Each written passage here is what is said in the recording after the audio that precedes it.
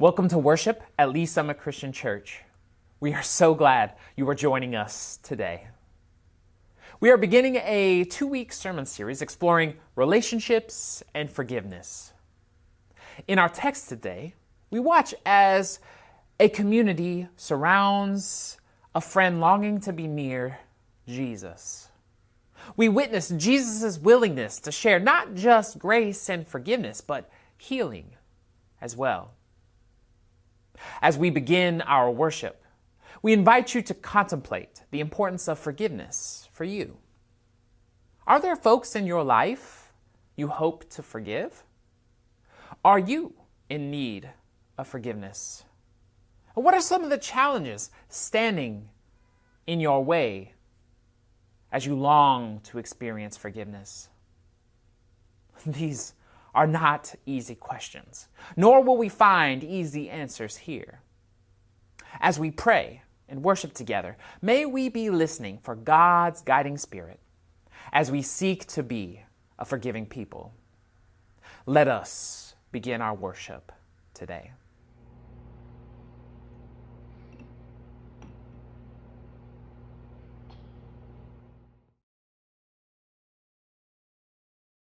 Hello, my name is Hannah Beck, and I am SPL in Troop 220. And I just wanted to say that Scout Sunday is special because it helps Scouts recognize and fulfill our duty to God. Also, this month is very special to us in the fact that we are celebrating our 2-year anniversary in Scouts. We have accomplished so many different things, as in going from 13 Scouts to 25 registered Scouts, and in addition to having 3 Eagle Scouts as well. We've done so many things like go on high adventures, go to campouts, and gone hiking. We would just like to make a special thanks to the Lee Summit Christian Church for being our chartered organization and the many years to come. Thank you so much. Hi, I'm Griffin Sadler. I'm a junior assistant scoutmaster along with Red Troop 220. I'd like to take a moment to talk about this past year and our troop. Even while the effects of COVID-19 were going on in our community, we were able to stay active in our troop. With that, 56 of our scouts were able to complete 157 hours of service towards our community, along with 3 Eagle service projects. We were able to earn 120 merit badges, 36 ranks, 4 of which were Eagle Scout ranks. We went on 6 campouts this year. Along with that, we also went to Summit Bechtel Scout Reserve in order for 13 of our scouts to go whitewater rafting. We also went down to H. Robardo Scout Reservation this year, along with 51 of our scouts. We also had a very high attendance rate for meetings, with Zoom call meetings and with in-person socially distanced meeting at 88% attendance rate. I'd like to take a moment to extend my hand of gratitude towards the Lee Summit Christian Church. I'd like to thank them on behalf of the troop in order for supporting us and to help build us as better citizens for our community. Thank you. Tell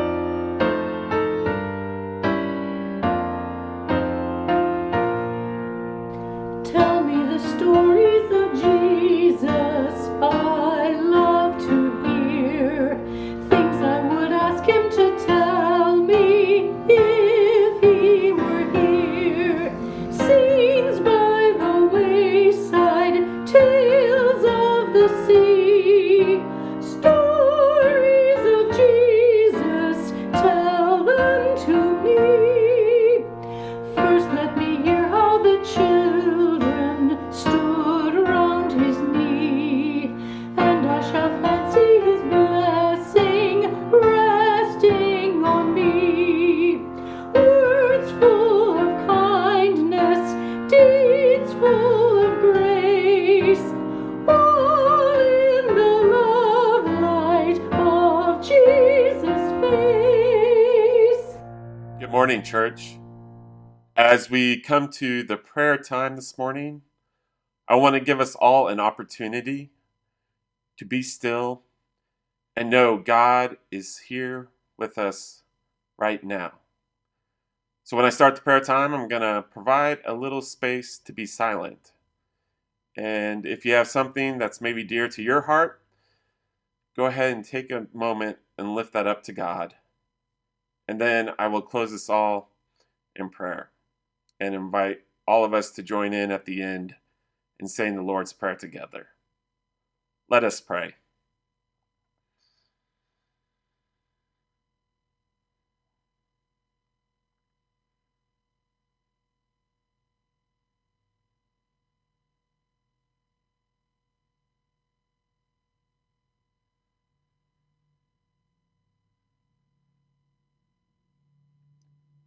Gracious God, we give thanks this morning for your steadfast love. As we celebrate Scout Sunday this morning, may we be inspired by their ideals. May we be a church worthy of our community's trust, a place people know they can turn to in anxious moments. May we continue to strive to be a church which is known for our kindness and help to those in need. May we be found loyal in our love of you, O God, and in love of our neighbors. May we seek to be a cheerful community, which brings joy to those of us who struggle to see our own self-worth, so we might be reminded and know we are made in your image. May you inspire us, God, to be brave in living out our social justice values and ideals, to create spaces for people to hear the voices of those who are struggling to be heard. May we be a community which seeks to care and nurture creation and keep it clean for our generation and those who come after us. So, Jesus, we lift this up, saying together the prayer that you have taught us. Our Father, who art in heaven, hallowed be thy name. Your kingdom come, your will be done, on earth as it is in heaven. Give us this day our daily bread, and forgive us our debts as we forgive our debtors. And lead us not in temptation, but deliver us from evil. For thine is the kingdom, and the power, and the glory forever. Amen. Hello, my name is Sadie Creamer, and I'm an Eagle Scout in Troop 220. This is a reading from Luke 5. One day, while he was teaching, Pharisees and teachers of the law were sitting nearby. They had come from every village of Galilee and Judea and from Jerusalem, and the power of the Lord was with them to heal. Just then, some men came, carrying a paralyzed man on a bed. They were trying to bring him in and lay him before Jesus. But finding no way to bring him in because of the crowd, they went up on the roof and let him down with his bed through the tiles into the middle of the crowd in front of Jesus. When he saw their faith, he said, "Friend, your sins are forgiven you." Then the scribes and the Pharisees began to question, "Who is this who is speaking blasphemies? Who can forgive sins but God alone?" When Jesus perceived their questionings, he answered them, "Why do you raise such questions in your hearts? Which is easier to say, 'Your sins are forgiven you,' or to say, 'Stand up and walk'? But so that you may know that the Son of Man has authority on the earth to forgive sins," he said to the one who is paralyzed, "I say to you, stand up and take your bed and go to your home." Immediately he stood up before them, took what he had been lying on, and went to his home, glorifying God. Amazement seized all of them, and they glorified God and were filled with awe, saying, "We have seen strange things today."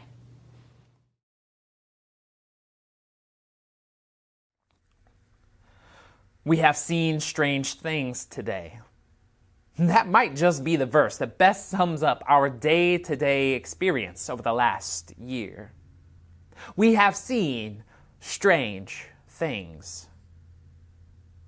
In the past year, we have seen a health crisis completely envelop our community, our country, and world. We've watched as those tasked with leading us through such crises ignore science and reason and instead turn something scientific into something political. We have seen strange things as we have witnessed our United States become so divided and vitriolic. People have turned to violence and hateful rhetoric because they see those who differ from them in their perspective or worldview as an enemy instead of a member of the same family. We are divided over so many things, and instead of embracing a diversity of opinions, we've gone to extremes, even to the point where some have stormed the halls of our democracy under the spell of misinformation and conspiracy theories with no evidence or basis in reality. We have seen strange things as we have listened to leaders talk about such theories and alternative facts as if they were legitimate or real. When did propaganda and conspiracy theories supplant reason and thoughtful dialogue? A willingness to talk about things? What happened to our commitment to the truth, honesty, and justice? When did wild claims made on some internet forum replace research, evidence, logic, and reality? We have seen strange things as we have heard the hateful rhetoric and violence of those who still judge others, not by the content of their character, but the color of their skins. Racism is still a cancer in our community and world. It has grown, and we have failed to address the systemic causes and do the hard work of changing the status quo. As I look over the social landscape of the last few years, I don't think I'm the only one wondering, how did we get here? And is this where we really want to be? Is this the legacy we want to leave to our children and our grandchildren? I've spoken to many community members who have been longing for healing, justice, and unity. They ask, how can we get there from here? I don't pretend to know every step on that journey. But if we have any hope of seeing these days renewed, we are going to have to talk about forgiveness. About how forgiveness shapes healthy relationships. How forgiveness can help us on the road to healing, justice, and unity. There was once a man who was paralyzed. He had a close-knit group of friends who would undoubtedly check on him day to day to help him with food and the necessities of life. They came by to visit and do their best to take care of his needs. One day a teacher, a preacher, a healer came to town. This man had somehow heard of the incredible message and hope that Jesus was sharing with the communities around him. So he asked his friends, would they take him to see this Jesus? They agreed. However, when they got to the house where Jesus was teaching, they couldn't get in.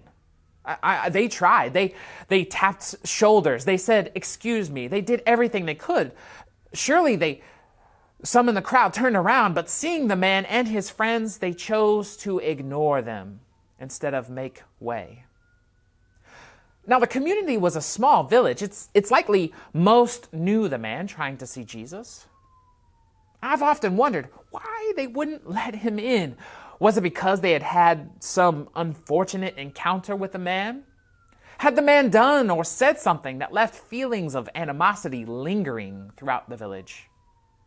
Did they see his physical condition and assume that he had some moral or spiritual failing that resulted in his paralysis? Did they judge a book by the cover and make assumptions that Jesus would not want to be bothered by this man? Why wouldn't the crowd make way, and let this man near Jesus? These are questions we are left to ponder without clear answers. What is clear is that his friends, few as they were, had not given up. They climbed the roof with him, which would have taken such a tremendous amount of effort and strength. They removed the tiles from the roof and made a hole. Then they lowered their friend and placed him in the middle of the crowd and at the feet of Jesus. Now, what happens next is definitely strange. Jesus doesn't really ask the man what he wants or why his friends have made a new skylight in the house. He just turns to him and says, "Man," he didn't know his name, "your sins are forgiven." My question may be a little too obvious, but what sins, Jesus? The sin of making a hole in the roof? Or maybe forgiveness for whatever beef he might have had with a crowd of people who have refused to move and let him in to see Jesus. Or maybe Jesus saw something in the man's face and the way he looked that revealed a spiritual weight or burden that he might have been carrying. Regardless the reason, Jesus offers forgiveness.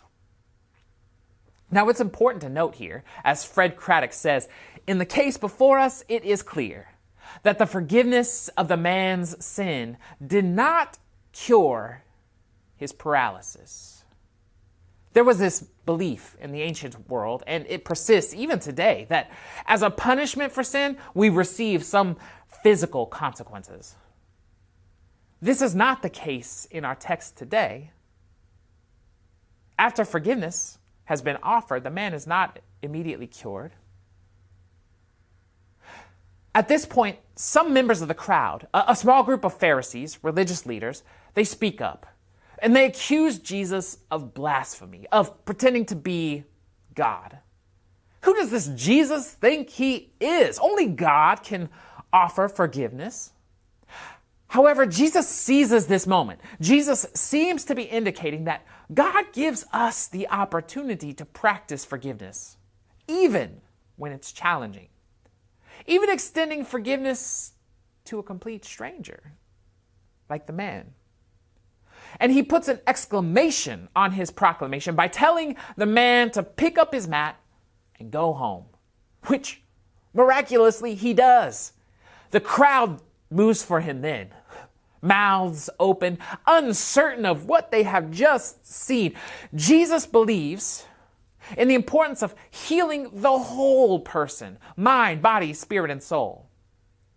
According to one theologian, from Jesus' point of view, healing paralysis and forgiving sins have the same therapeutic end: human restoration. Restoration. The crowd, the friends, the Pharisees, they have seen something strange. A man forgiven, a man healed, and Jesus, who proclaims we can do the same. It takes work. Sometimes you have to do it the hard way, like the man's friends. You have to be committed. You have to be willing to make room. You have to have a willingness to see things differently. But if you do, forgiveness is possible. Wholeness is possible. Look, friends, forgiveness isn't easy, nor should we offer it willy-nilly. Maria Mayo, a theologian, suggests that forgiveness must come hand in hand with repentance.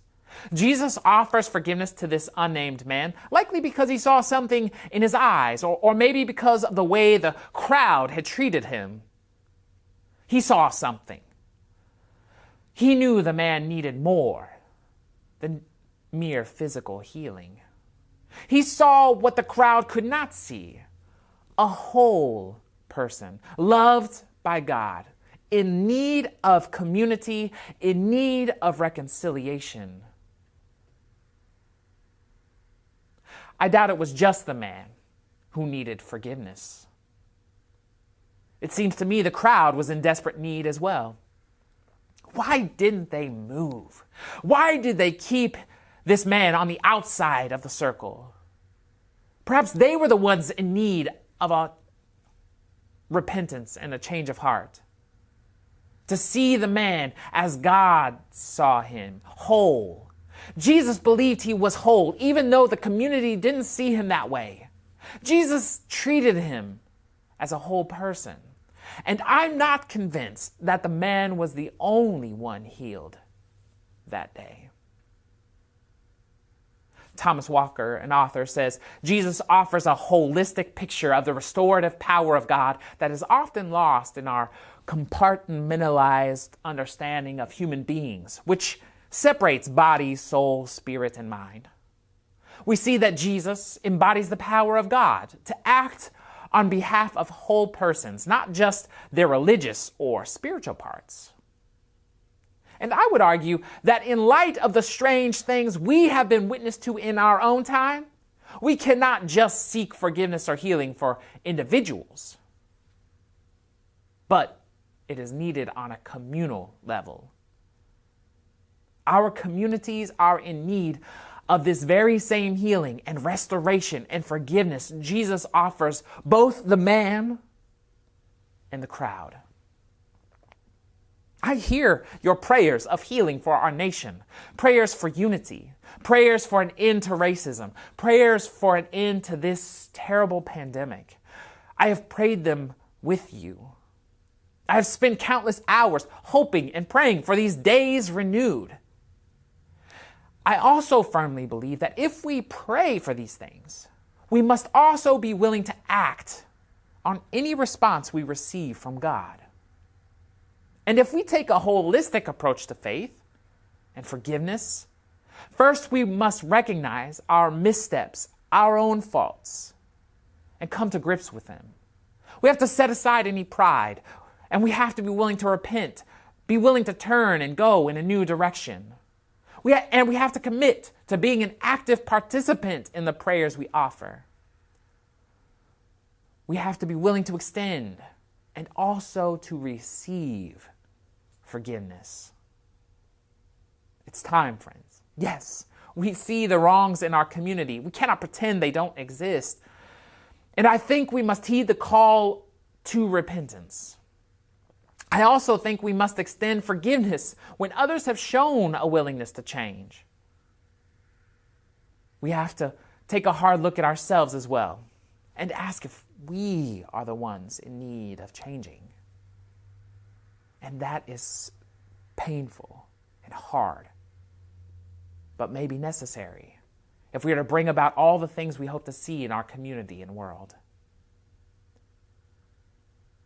In the midst of these strange days, I truly hope you've had a chance to hear or maybe read the poem by Poet Laureate Amanda Gorman. It's called The Hill We Climb, and I'm still pondering her last few stanzas. But one thing is certain, she says, if we merge mercy with might and might with right, then love becomes our legacy and change our children's birthright. So let us leave behind a country better than the one we were left with. Every breath from my bronze-pounded chest, we will raise this wounded world into a wondrous one. We will rise from the gold-limbed hills of the west. We will rise from the wind-swept northeast, where our forefathers first realized revolution. We will rise from the lake-rimmed cities of the Midwestern states. We will rise from the sun-baked South. We will rebuild, reconcile, and recover. And every known nook of our nation, and every corner called our country, our people, diverse and beautiful, will emerge, battered and beautiful. When day comes, we step out of the shade, aflame and unafraid. The new dawn blooms as we free it. For there is always light if only we're brave enough to see it. God's beloved, forgiveness is no easy task or simple spiritual exercise.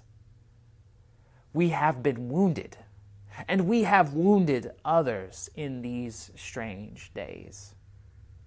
But like the crowd, I am standing awed and amazed, mouth wide open. I feel hope still burning somewhere, somehow inside. Reconciliation, justice, and forgiveness are possible. We may be battered and bruised, but we are not broken. As a community of faith, we can help spread the light by living the way Christ has shown us.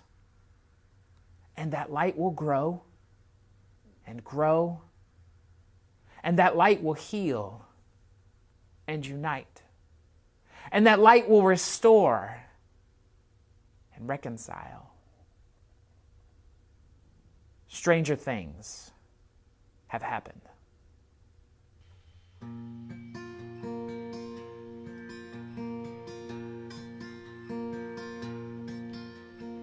In the morning when I rise, in the morning when I rise, in the morning when I rise, give me Jesus. Give me Jesus, give me Jesus. You can have all this world. Give me Jesus.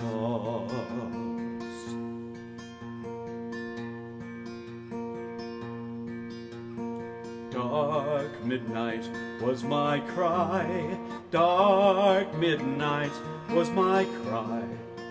Dark midnight was my cry. Give me Jesus. Give me Jesus. Give me Jesus. You can have all this world. Give me Jesus.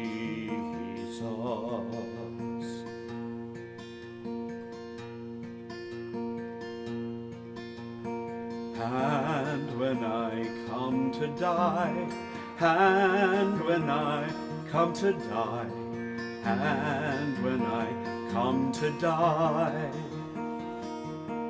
give me Jesus. Give me Jesus. Give me Jesus. You can have all this world. Give me Jesus.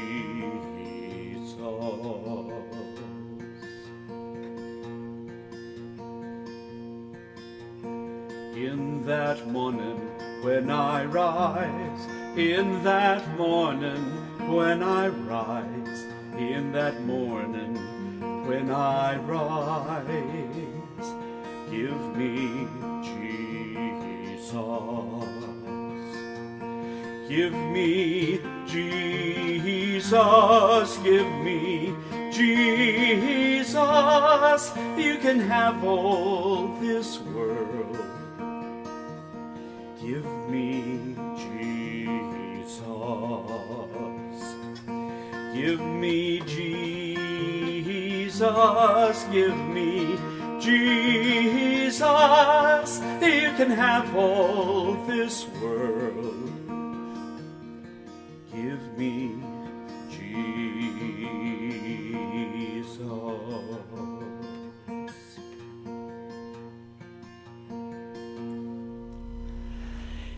Each gospel writer, in addition to Paul in his letter to the church in Corinth, tells the communion story differently. Here's how Matthew tells it. While they were eating, Jesus took a loaf of bread, and after blessing it, he broke it, gave it to the disciples, and said, "Take, eat. This is my body." Then he took a cup, and after giving thanks, he gave it to them, saying, Drink from it, all of you, for this is my blood of the covenant, which is poured out for many, for the forgiveness of sins. I tell you, I will never again drink of this fruit of the vine until that day when I drink it new with you in my Father's kingdom." When they had sung the hymn, they went out to the Mount of Olives. Interestingly, Matthew is the only author to use the explicit language of forgiveness. We recite these words from Scripture, called the words of institution, each time we gather for worship. And they carry the tone of both remembrance and anticipation, both important elements in the ongoing work of forgiveness. We remember. We do not gloss over, ignore, or forget. And we anticipate. We look forward and actively work toward redemption, reconciliation, and wholeness. Matthew captures in his retelling the lifelong, ongoing work of forgiveness that takes place in a messy world of betrayal, desertion, competing interest, and a plot to kill. Know that forgiveness both awaits you at this table and calls you forth into the continued work of forgiveness that lies ahead. And so we remember that night when our Lord and Savior Jesus Christ was betrayed. He gathered with his disciples in an upper room, took a loaf of bread, and after blessing it, he broke it and said, "Take and eat. This is my body, broken for you." In a like manner, he took the cup also after supper, saying, "This cup is the new covenant in my blood, shed for the forgiveness of sins. As often as you eat this bread and drink this cup, you do show forth the Lord's death until he returns." Let us receive together.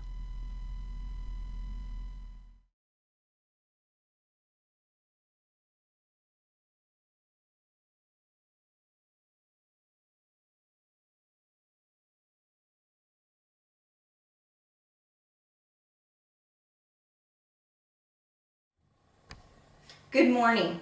We may not always realize the multitude of gifts God has given us. Chiefs! Yes, the excitement of rallying behind our favorite sports teams, as well as rainbows, sparkling snow, a child's hug, and a simple touch of a hand. Small things, but great gifts.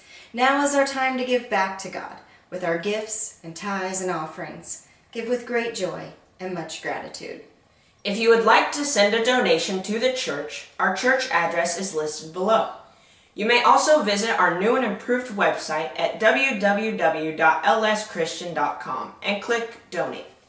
Text to give is also an option. Text GEN and the amount you would like to contribute to the number listed below.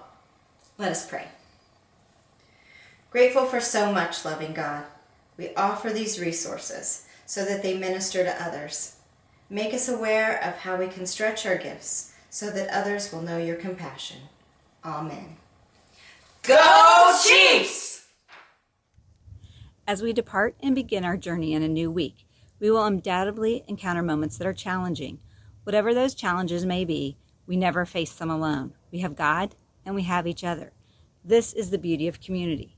If you would like some prayer or to connect, please don't hesitate to reach out to one of our pastors. You can call them at 816-524-3616.